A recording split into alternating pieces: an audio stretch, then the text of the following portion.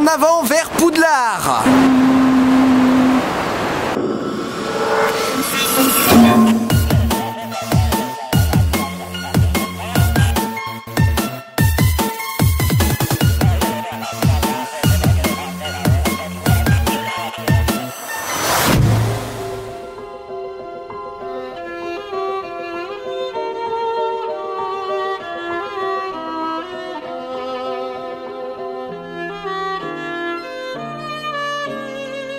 Salut les complotistes, aujourd'hui on va parler d'Harry Potter. Si vous ne connaissez pas Harry Potter, eh bien voici le synopsis de Star Wars Un Nouvel Espoir. Vous n'avez qu'à remplacer quelques mots et vous avez l'aventure d'Harry Potter. Sans trop tarder, on va passer directement à la théorie numéro 1.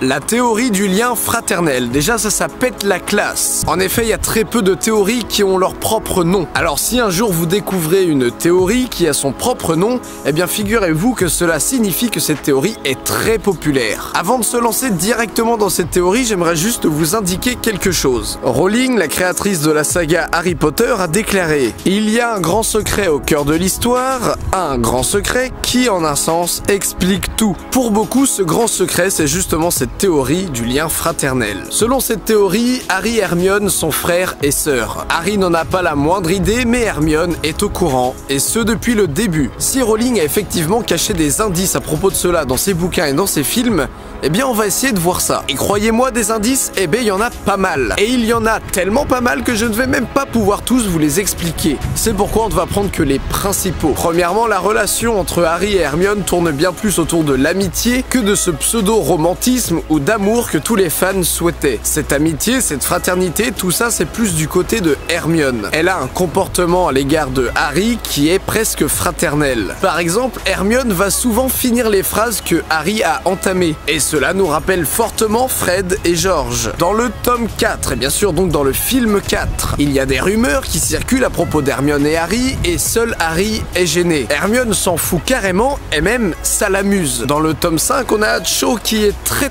jalouse. Hermione est juste désolée. Encore une fois, elle s'en fout. Bon, tous ces petits trucs, évidemment, ça ne veut rien dire. Il en faut plus pour prouver qu'Harry et Hermione sont frères et sœurs. Les parents de Harry, ce sont Lily et James Potter. Et quant aux parents de Hermione, eh bien c'est vrai qu'on n'a pas beaucoup de détails. D'ailleurs, on ne sait carrément rien de ses parents. On nous a parlé vite fait qu'ils étaient dentistes, mais dans les bouquins, il n'y a aucune description sur ses parents. Ron, Neville, même des personnages pas du tout importants, eh bien au moins on a des descriptions d'eux, des descriptions de leur vie ou des descriptions de leur famille. Hermione est un personnage principal qui est là durant des milliers de pages, et pourtant on n'aura aucune description de sa famille et ni même de son passé. D'ailleurs, comment expliquer que Hermione est une mademoiselle je sais tout? Une mademoiselle je sais tout et bien avant qu'elle rencontre Harry. Ses parents sont censés être moldus. Ses parents n'ont donc aucun rapport avec la magie. Alors ouais, la question se pose. Comment Hermione a-t-elle su tout ça? Comment Hermione a-t-elle tout appris? Selon cette théorie, ses parents ce sont en fait Lily et James.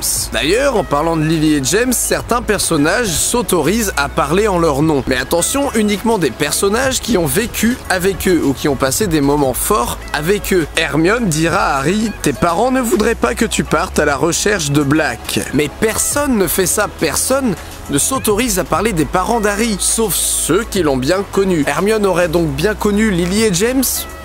Normal si ce sont ses parents. Dans le tome 6, on a Slughorn qui est bourré. Et en voulant appeler Harry, à la place de dire Harry Potter, il dira Pourri Auteur. Auteur qui est le patronus de Hermione. Donc là, si ça fait pas beaucoup d'indices, on peut aussi dire que les initiales de Harry et de Hermione sont les mêmes. Ça, c'est un peu facile. Hermione aurait donc juste quelques mois de plus que Harry. Comment est-ce qu'on peut expliquer cela? Eh bien, Molly nous dira « Pendant la guerre, les gens prennent des décisions précipitées, se marient à la hâte, etc. » N'est-ce pas ici une explication? Lily et James étaient en pleine guerre. Ils ont conçu Hermione et peu après ont conçu Harry. Vous savez, c'est un peu la morale de on fait l'amour comme si c'était le dernier jour. Pour cette théorie, je vais m'arrêter maintenant. Et si vous voulez chercher par vous-même, eh bien sachez qu'il y a des milliers d'arguments. Et vous tomberez facilement là-dessus sur internet. Théorie suivante.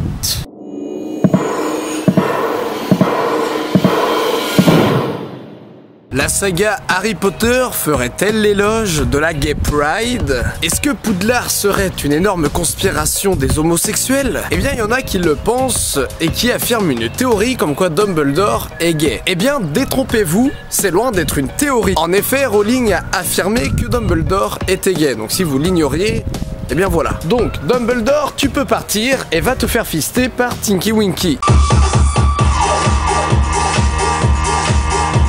Puisque Dumbledore est officiellement un homosexuel, beaucoup affirment que puisqu'il est professeur, le reste de Poudlard doit l'être aussi. Là encore, il s'agit de l'une des nombreuses théories qui part d'un ton humoristique, mais dont beaucoup de gens croient et deviennent complètement parano. Le Quidditch, qu'est-ce que c'est? Eh bien c'est un sport où les hommes vont être en robe et auront avec eux un balai. Pour certains, ça sonne carrément gay. Un homme et un balai, à part si c'est pour se foutre dans le cul, je ne vois pas ce que ça a de gay. Et encore, bon, s'éloigne du sujet, mais si un homme aime les pénétrations anales, en quoi ça veut dire qu'il est gay? Est-ce qu'efféminé veut dire gay?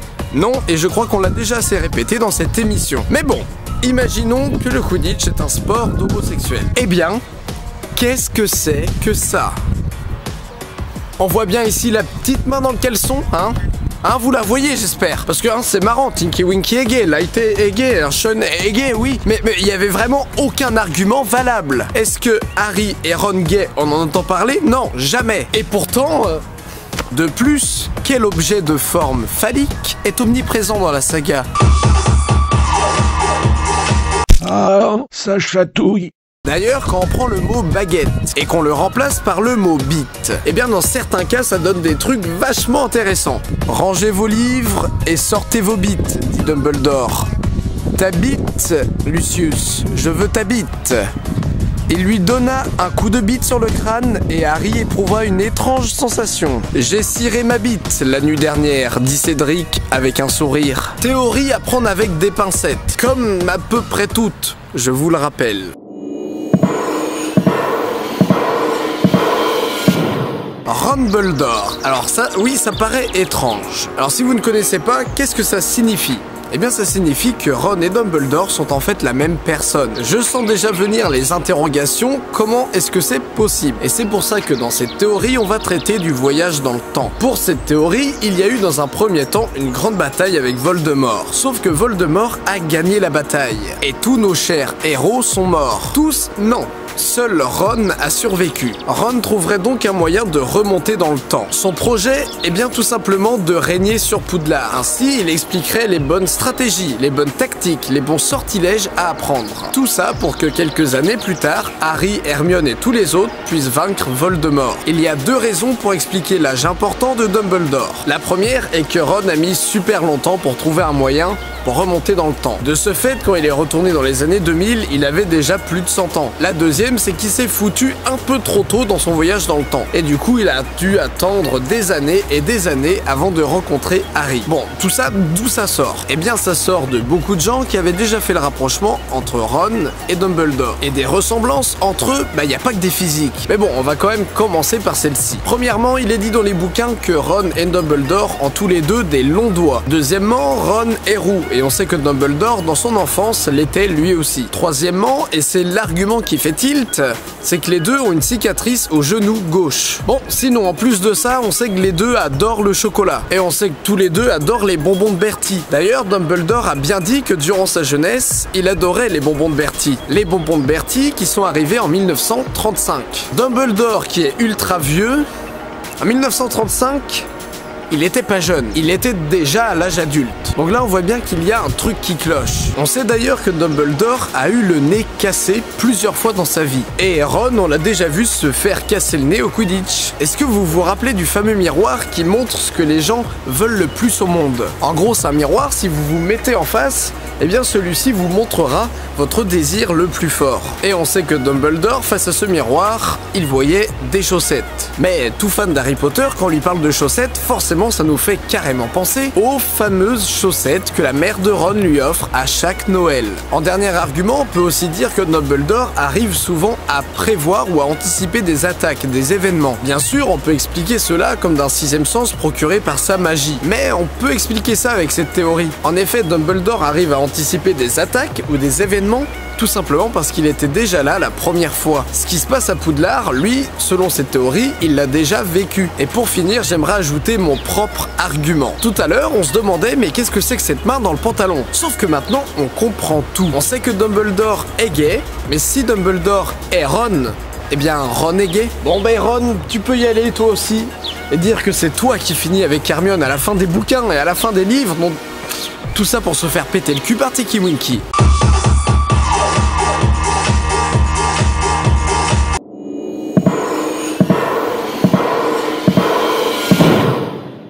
Pour ceux qui ont oublié qui sont les Dursley et ceux qui n'ont jamais vu Harry Potter, eh bien c'est la famille adoptive de Harry. Les Dursley, ce sont eux, avec leur sale gueule, ouais. Et en fait, les Dursley détestent Harry. Ils le torturent mentalement, ils le séquestrent dans un placard, bref, ce sont de gros salopards. Mais alors, justement, pourquoi sont-ils de gros salopards? Eh bien la réponse, on la trouve dans la définition des Horcruxes. Un Horcrux, c'est un objet que choisit un sorcier pour y mettre un fragment de son âme. Ainsi, il peut s'approcher d'une sorte d'immortalité. Le problème avec les Horcruxes, c'est que c'est de la magie noire. Et les Horcruxes ont la capacité de rendre fou. On l'a bien vu dans les Reliques de la Mort, Ron devient complètement barge à cause d'un Horcrux. Et Harry, lui, dans tout ça, eh bien c'est un Horcrux lui aussi. Quand il a survécu à Voldemort, un fragment de l'âme de Voldemort s'est mis en lui. D'où d'ailleurs la prophétie qui nous dit que Harry ne pourra tuer Voldemort sans se tuer lui-même, puisqu'une âme de Voldemort est en lui. Et si c'était ça, la raison de la haine des Dursley, ils ne sont pas au courant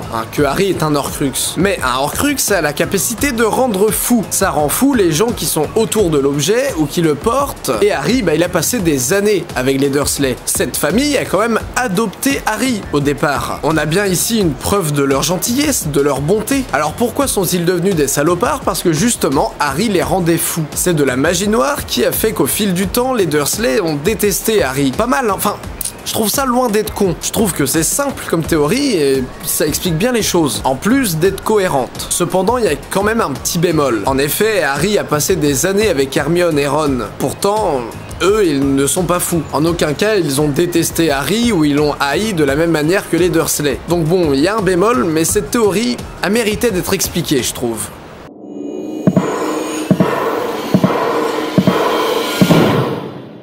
Ah, ça fait rêver, hein. C'est comme Breaking Bad, qui serait un préquel de Walking Dead, tout ça, ça fait rêver. Et évidemment, on a donc la théorie du Seigneur des Anneaux qui serait un préquel à Harry Potter. Bon, comme d'hab, ça semble gros, mais quand on y réfléchit bien, c'est pas mal. Alors, on va parler de Gandalf. Gandalf qui serait Dumbledore. Il faut se dire que dans cette théorie, c'est la même personne, c'est le même personnage. D'ailleurs, juste pour mettre fin à une légende urbaine qui traîne un peu partout, ce n'est pas le même acteur qui les incarne. Bon, Dumbledore a eu 2 acteurs, mais aucun des deux n'a joué Gandalf. Donc voilà, appelez-moi casseur de mythes. Donc, on remarque que Gandalf est plus jeune que Dumbledore. Dumbledore a plus de rides, il semble vraiment plus vieux. Donc, de par cela, le Seigneur des Anneaux se passe avant Harry Potter. Quels sont les points communs entre Dumbledore et Gandalf? Eh bien, premièrement, leur physique, leur barbe longue, leurs cheveux longs, tout ça qui est blanc, d'où la légende urbaine qu'on vient de parler juste avant. Je crois qu'il n'y a pas vraiment besoin d'explication à ce niveau-là. Bon, sinon, deuxièmement, les deux ont des pouvoirs immenses. Troisièmement, on nous dit pour les deux personnages,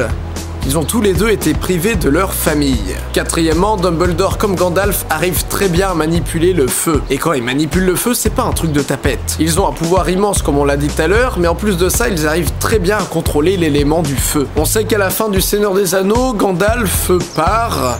Mais il part où au fait? Eh bien il part à Poudlard. Pourquoi? Je vais vous l'expliquer juste après. Juste avant, j'aimerais juste vous rappeler une chose. Dans le Seigneur des Anneaux et dans Harry Potter, il y a des créatures fantastiques. Mais il y a un hic à tout ça.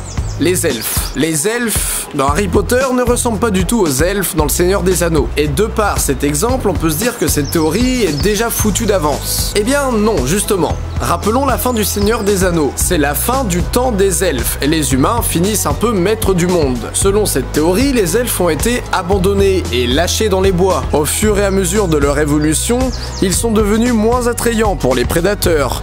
Ils avaient moins à manger, donc ils ont maigri, rapetissi. Le fait est que Gandalf n'a jamais supporté cela. Bah oui, dans le Seigneur des Anneaux, il y a quand même eu une alliance entre humains et elfes. C'est un peu bâtard de les laisser crever. Gandalf, qui n'a donc jamais supporté la situation des elfes, a voulu les sauver. Puisque Gandalf, comme on l'a dit tout à l'heure, a d'immenses pouvoirs, eh bien il a voulu communiquer tout ça, il a voulu le faire apprendre aux gens. Et c'est pourquoi il est arrivé à Poudlard sur notre planète pour faire apprendre la magie aux gens. Et c'est pourquoi il a ramené les elfes avec lui, pour les mettre à disposition des humains pour qu'ils servent en tant qu'esclaves. Comme ça, les elfes étaient nourris, logés, sauvés. Mais c'est là qu'on peut se dire un truc. Pourquoi Gandalf a choisi notre planète? Vous vous rappelez, tout à l'heure, on a relié deux théories pour essayer d'avoir une explication. Eh bien, si on relie cette théorie du Seigneur des Anneaux, qui serait un préquel d'Harry Potter, avec la théorie que Ron est enfin Dumbledore, eh bien on en arrive à la conclusion que Gandalf est donc Ron. Et si Gandalf est Ron, eh bien c'est normal qu'il ait choisi la Terre pour retourner là où il avait vécu. On peut même se dire que si Ron a pris autant d'années en Dumbledore, c'est parce que justement il était à la Terre du Milieu. Il n'est pas revenu trop tôt dans le passé, il n'est pas resté trop tard dans le futur en attendant de revenir dans le passé. Non, il s'est chargé de la bataille qui s'est déroulée dans les terres du milieu. Je sais pas si c'est bien de lier plusieurs théories comme ça change. Je sais pas si du coup on s'enfonce encore plus. Il recommence à pleuvoir. Je sens que je touche la vérité là. Je sens qu'il va se passer quelque chose. Eh bien vous savez quoi ?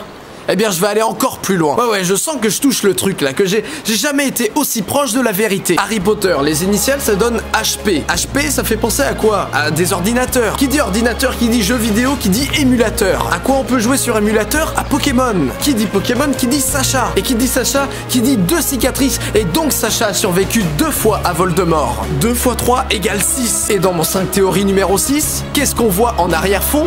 Une carte d'identité de Voldemort.